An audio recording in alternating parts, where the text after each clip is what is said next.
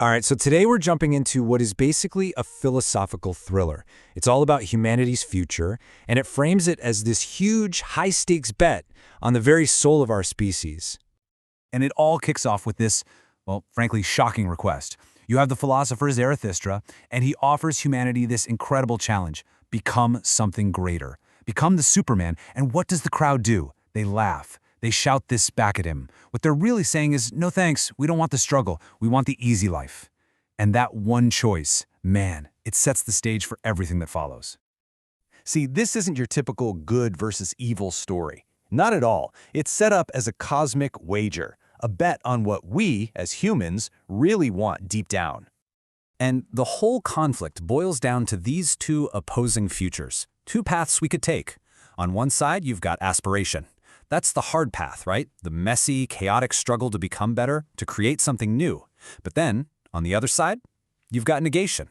And that's the seductive pull of comfort, of safety, of just giving up. Okay, so before we get to the main players, we really need to understand the threat here. The endgame for that path of negation is something Nietzsche called the last man. And this isn't some supervillain, it's a dead end.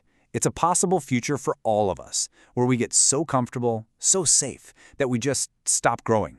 Completely. This brings us to our main character, a scholar named Dr. Johannes Faust. Now, this guy has spent his entire life chasing knowledge, but he gets to a point where he feels empty, depleted, and he is absolutely terrified of becoming that last man. Apathetic, small, basically meaningless. And that fear, that personal terror, is what pushes him to make a really desperate, world-changing deal. So, what is this state of the last man that has him so spooked? Let's break down what it's really all about. Okay, first and foremost, the last man is all about avoiding difficulty. I mean, all difficulty. Everything is geared towards ease, warmth, comfort. They literally abandon places where it's hard to live. They reject anything that seems too burdensome, whether that's being a leader or even striving for wealth. And crucially, they will always choose the comforting lie over a hard truth. It's basically settling for the absolute weakest version of ourselves and being okay with it. And when you're always running from difficulty, what happens? Well, it leads to a total lack of aspiration. A life with no ambition, no chaos, no will to overcome anything. That's described as a kind of living death. Because think about it, right? The struggle is what gives life meaning. Take that away, and everything just becomes hollow. The last man makes everything small because his whole world is just shrink down to his little bubble of comfort. It's just stasis. And here's where it gets really wild. To deal with this small, empty life, the last man actually believes he has invented happiness. But what is this happiness? It's all about conformity. Everyone wants the same thing, thinks the same thing, and if you're different, well, you voluntarily check yourself into a madhouse. They just numb themselves with these tiny pleasures, a little poison now and then, as the text says, for nice dreams. Which, of course, eventually leads to a lot of poison for a nice, pleasant, and completely meaningless death. So, our guy, Dr. Faust, is at rock bottom, right? And his desperation, well, it doesn't go unnoticed. It actually attracts an agent of temptation. But this is a very modern version of denial, one that's perfectly built for the world we live in today. And what's so clever about this is how the whole idea of evil gets a corporate makeover. Yeah, we're not talking about demons with pitchforks here. The modern face of denial wears a business suit. It works through bureaucracy, through corporate power and consensus. It's playing in the marketplace of ideas, and it knows it's way more profitable to sell people on ease than to make them face a difficult truth. So let's meet him, Mr. Sinos. He's called the Spirit Who Denies, and he's literally framed as the CEO of Negation, Inc. I love that. He's this slick character who has basically professionalized weakness. He's turned nihilism into an institution, and his entire business model is profiting from our desire to just take the easy way out. And what's his pitch to our terrified Dr. Faust? The ultimate shortcut. He says, look, you can have the power of a god. You can be that Superman you're dreaming of, and you get to skip all the hard work. So what's the catch? The price isn't your soul in the old-fashioned sense. It's your independence, your ethical self. It's a quiet, hostile takeover of your soul. And this is his big cosmic wager, his bet. He is betting that human beings, deep down, fundamentally prefer the security of a comfortable denial over the difficult, messy truth of existence. He's betting we're just too weak for real freedom. So yeah, desperate to avoid becoming the last man, Dr. Faust takes the deal. And just like that, the wager begins to play out, not just for him, but on a global scale. And the consequences are, well, pretty terrifying. And what does the deal create? It creates the Overman.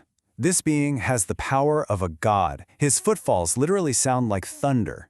But here's the thing, because this power was a shortcut because it was bought and not earned, it's all built on a foundation of denial, a rotten foundation.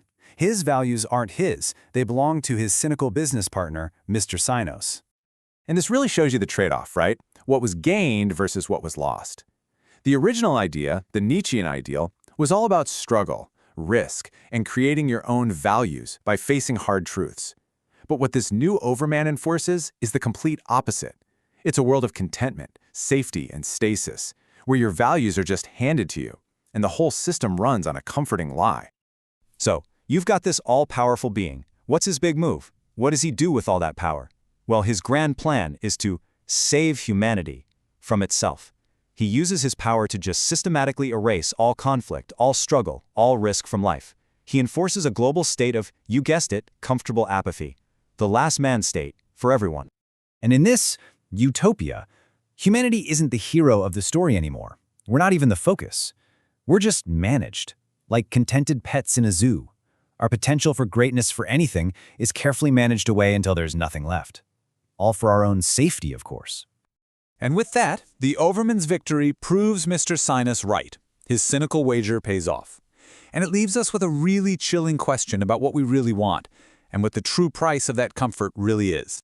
Because here's the ultimate horror of the story, the thing that really gets under your skin. It's not that some bad guy forced this on the world. No. The truly terrifying idea is that this might be what humanity secretly wants. It goes right back to that crowd at the beginning, yelling, "Forget the Superman, make us into the last man." So the whole story just leaves us hanging with this massive question. What would you choose if you had to make that trade? Would you pick dangerous freedom? The messy, hard, risky chance to become something more? Or would you take the guaranteed safety of a comfortable, predictable life? And that's how this big cosmic wager lands right in our laps. Because that spirit who denies, Mr. Sinos, he isn't just some character in a story, is he? He's that little voice in our own heads, the one that whispers, hey, just take the easy way out, settle, avoid the struggle, believe the comforting lie. It's the voice of inertia. So the final question isn't about some character in a book. It's about you. When you hear that voice, what do you do?